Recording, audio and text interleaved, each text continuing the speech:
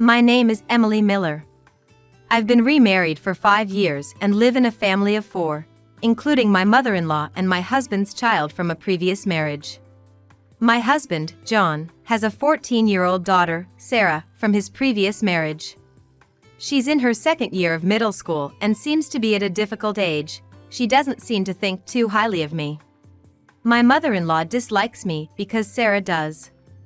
I knew it would be tough to be accepted by a stepchild in a remarriage, but I never expected it to be this hard.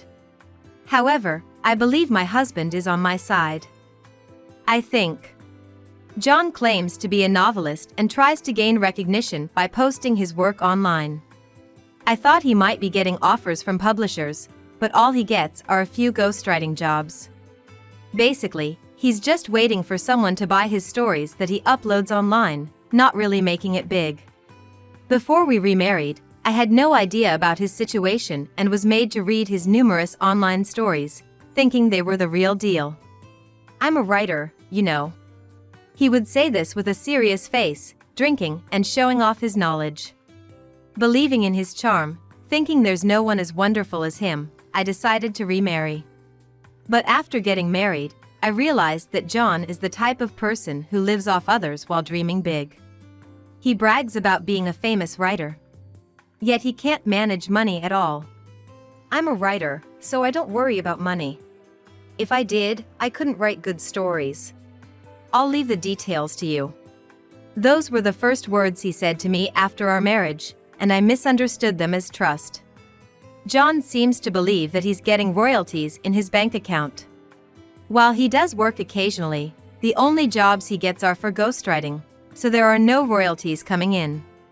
In the end, it's my side job that's keeping the household afloat, but my position is very weak. Being a remarried partner, I feel like I'm treated like Cinderella. Emily, I'd like some fish for dinner tonight. Get some tuna, will you? My mother-in-law says this casually. Despite my reluctance, I go shopping, but then Sarah demands. Get me a hamburger. Wait, dinner's almost ready? So what? I want a hamburger. Go get it. Can't you get that little thing for her? She's just a kid who wants a hamburger, for crying out loud.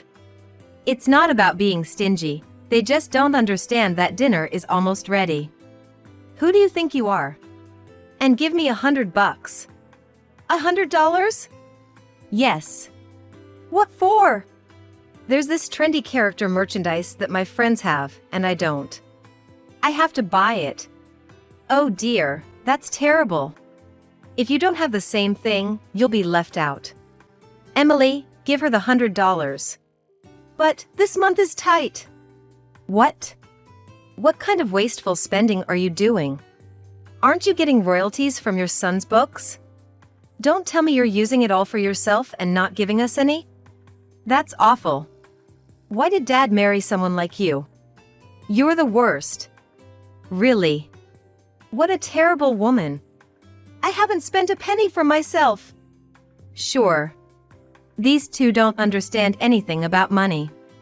Even if I show them my empty wallet and say we're short on funds, they accuse me of hiding money somewhere, of being selfish. And so, I end up giving in and heading to the bank. You're really the worst kind of wife. You're married to a famous writer, for crying out loud. Don't be so miserly. Every day, these harsh words break my spirit. Then why don't you handle the finances yourself? As if you could. That's what I think, but I know handing over the wallet would only cause more trouble. In the end, the only thing I can do is focus on my side job. What are you doing when we're not around? What do you mean? Grandma. She's always on the computer doing something. I bet she's on dating sites, looking for someone to cheat with. I can't believe she would say that. That's not something a 14-year-old girl would think of. What? Are you really doing that? How low can you get? I'm not doing anything like that. I hardly have any free time. Sarah, don't say things you don't know about. Don't act like a mother to me. A woman like you would definitely do something like that. They keep attacking me with these baseless accusations. I wish they would stop. I was exhausted and thinking that this marriage was a mistake. When I had to go back to my parents' house for something. When I returned, the house was empty. Most of the furniture was gone, only my personal belongings were left. Confused about what was happening, I got a call from my mother-in-law. "Everything's gone from the house. We've moved to a high-rise condo." "A high-rise condo? If you want in, you'll have to apologize." I could hear John and Sarah laughing in the background. Thinking how foolish this all was, I politely declined. "No way! You three enjoy yourselves." "Oh, how noble of you." Then I heard my daughter's voice, as if she was on speakerphone. "You finally realized you're not wanted, huh? We never needed you from the start. Dad's right to divorce someone like you." "Yeah, that's right. I didn't realize you hated me so much. Sorry about that." Was John in on this too? Or rather, was he just blindly following what his daughter and mother were telling him? "Are you saying you want a divorce?" "Yeah, that's right. I heard you've been using all my royalties for yourself. I can't forgive that. I've been writing hard for the family. I never thought you could do something so dirty." "Are you serious?" "Of course. I heard everything from Mom and Sarah." "What did they tell you exactly?" "They said you won't buy Sarah what she wants, you won't even let her eat what she wants to eat.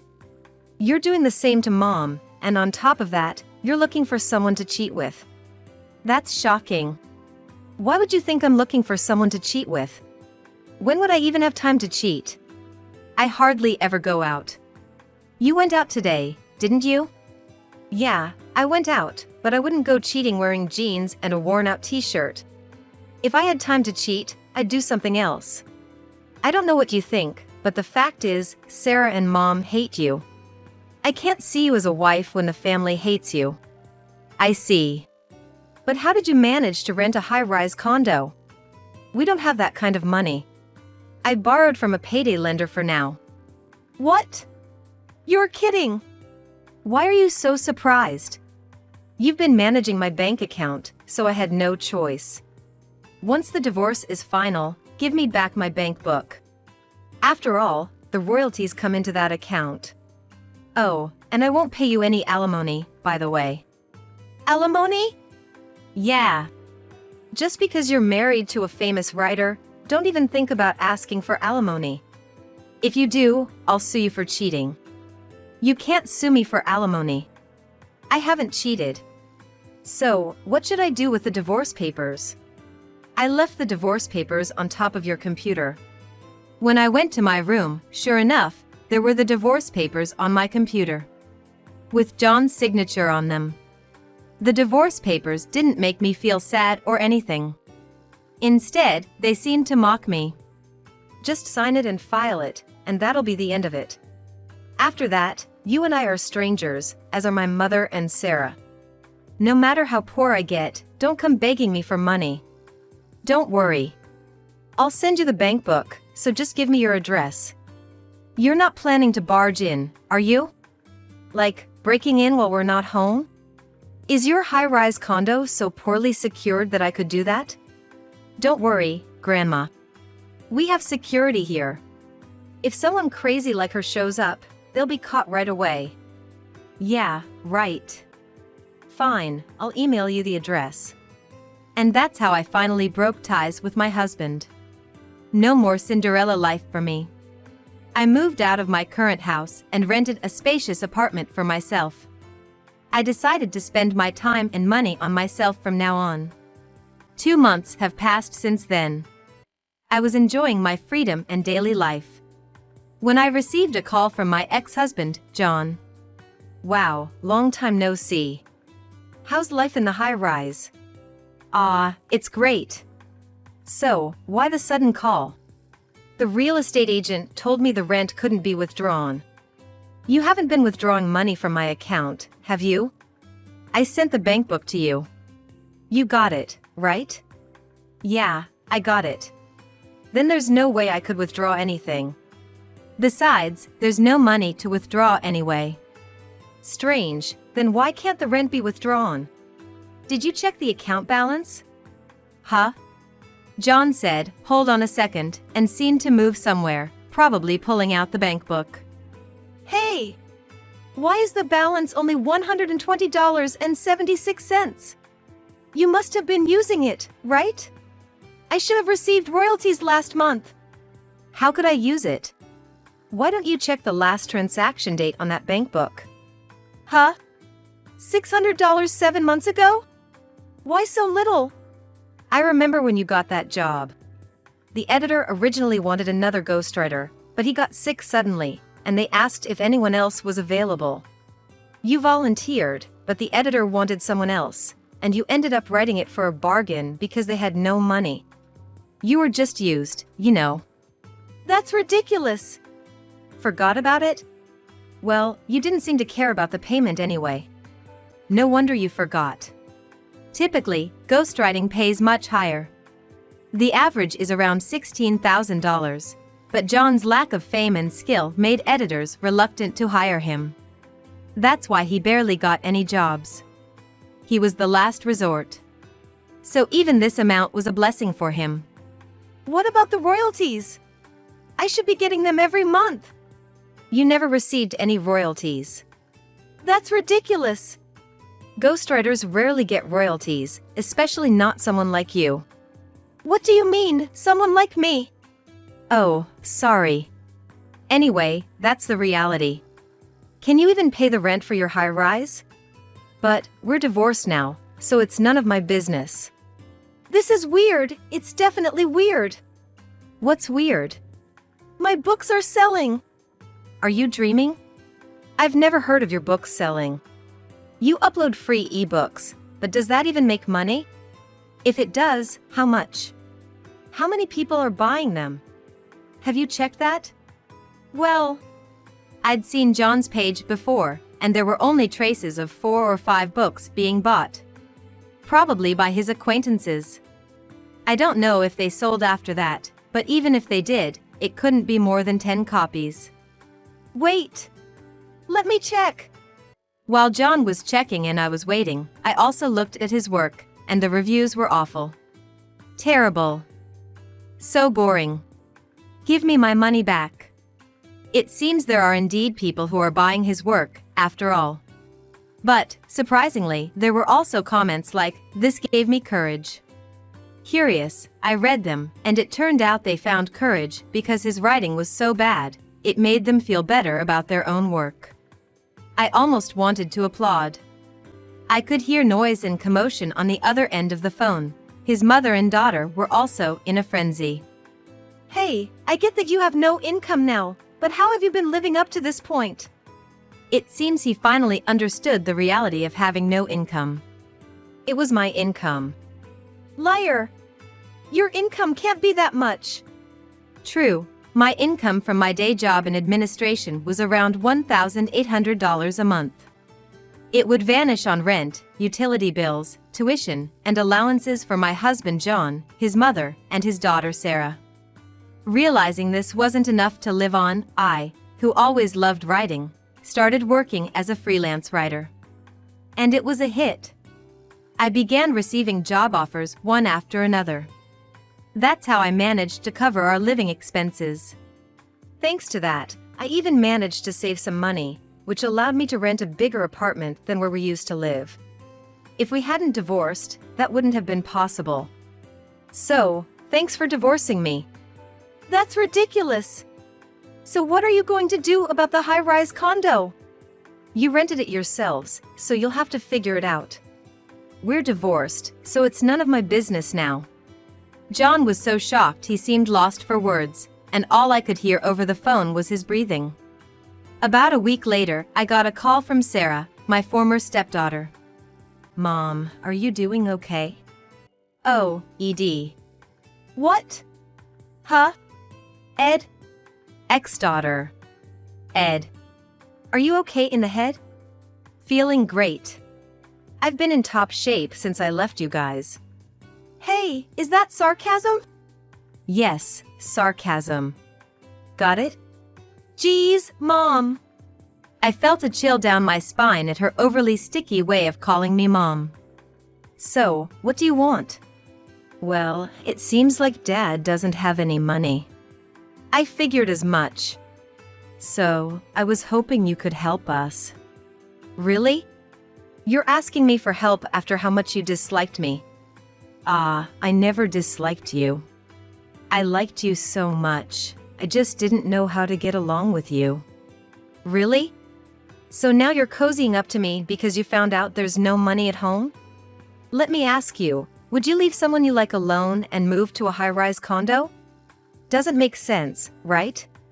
If you really liked someone and wanted to get along, you wouldn't do something like moving away from them. But Grandma said we don't need Mom around. I really wanted to stay with you, but I couldn't go against Grandma, you know? I see. But you know, I haven't forgotten what you did to me. You asked me for $100 even though we had no money, just to buy some character merchandise. If we had that kind of money, we would have needed it for food. When I refused, you took it from my wallet without permission. Do you know what that's called? Theft. It might be hard for a minor like you to understand, but taking someone else's things is a crime. And that's not all. You took jewelry from my jewelry box without asking. You used them and then just left them lying around. How can you be so thoughtless?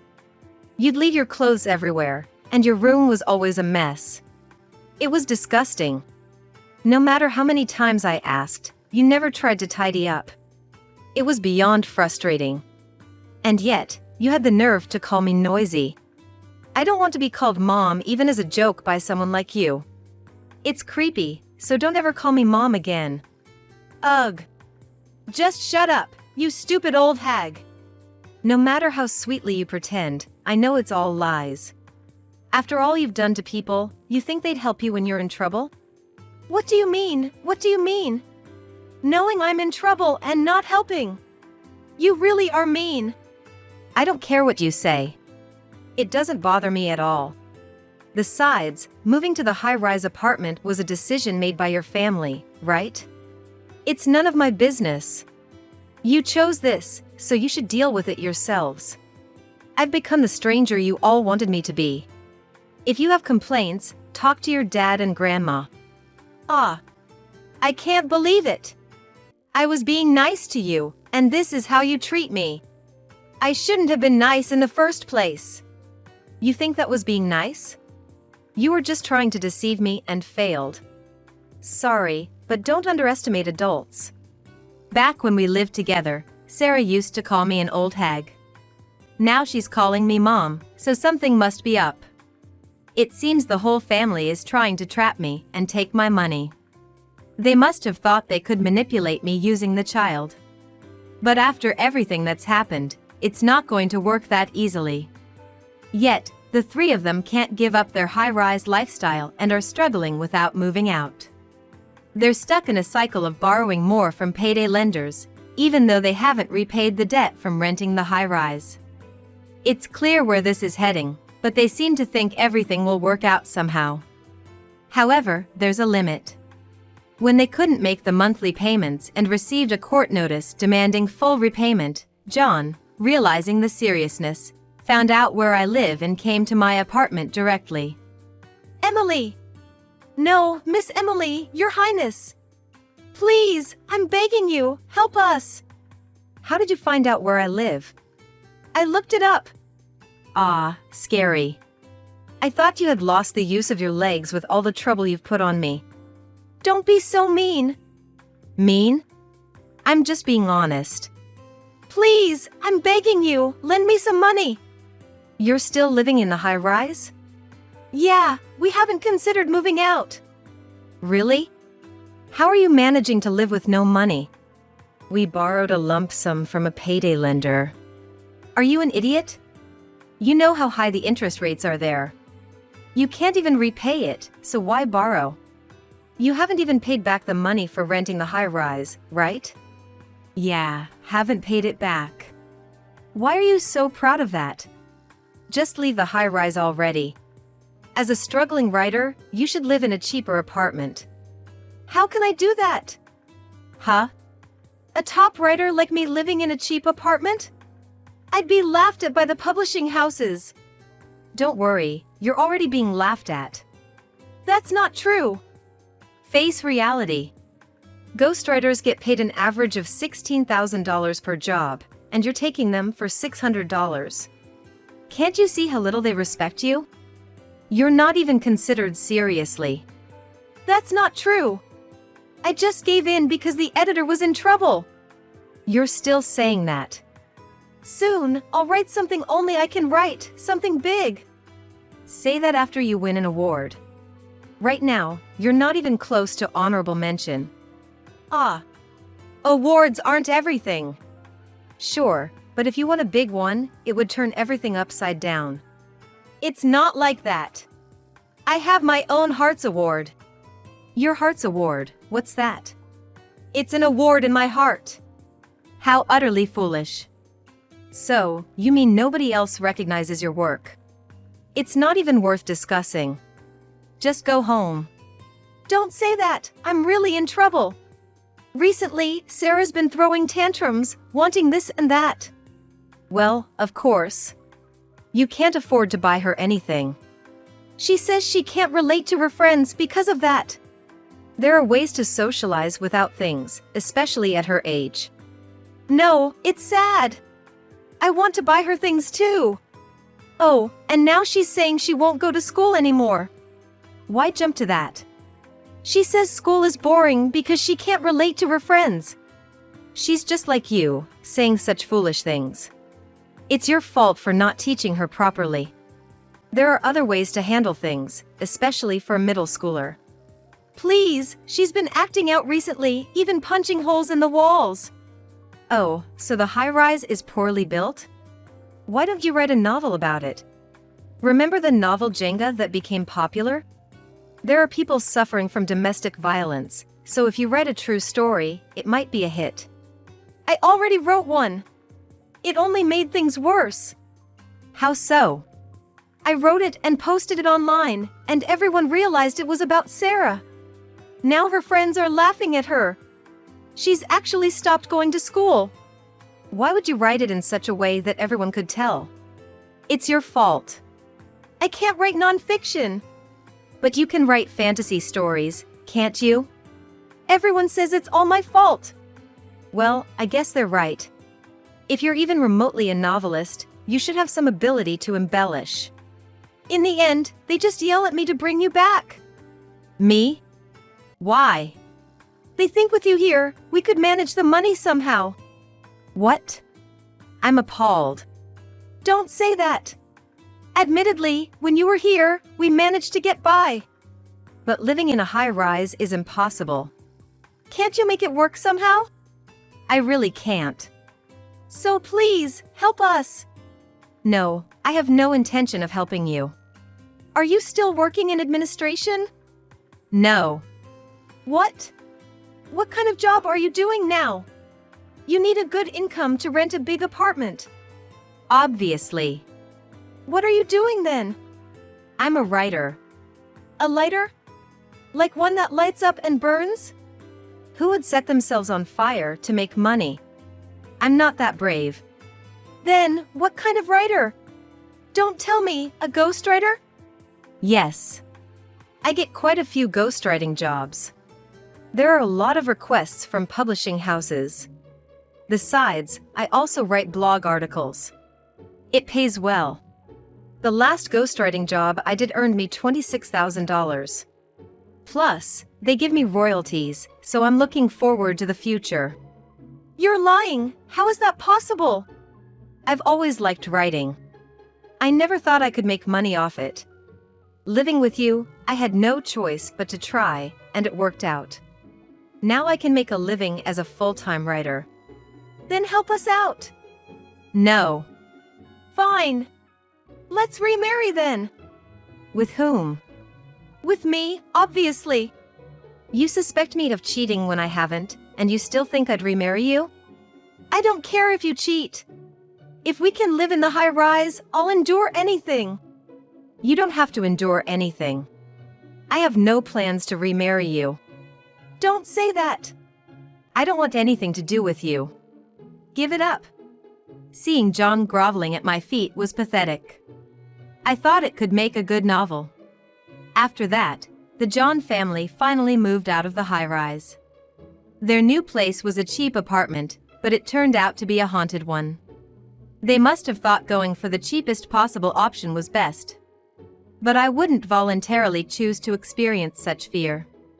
As a result, they are experiencing strange noises, and Sarah claims to see things in empty rooms, worsening her mental state. However, they are also showing some growth. John, realizing they were on the brink of homelessness, started working multiple part-time jobs at 40. He's run ragged, but it's a valuable experience. His mother, meanwhile, manages to earn about $200 a month doing piecework. Because of their high debt repayments, they mainly eat ramen noodles, and Sarah plans to work part-time once she's in high school. Still, she remains mostly reclusive and often throws tantrums, breaking dishes and throwing things. As for me, I've been living peacefully since John stopped visiting. Now, I'm recalling the days I lived with John's family and turning them into a novel. The story has become a hit, and there's talk of turning it into a movie. I never imagined such a dramatic turnaround in my life, but I'm excited to see what happens next.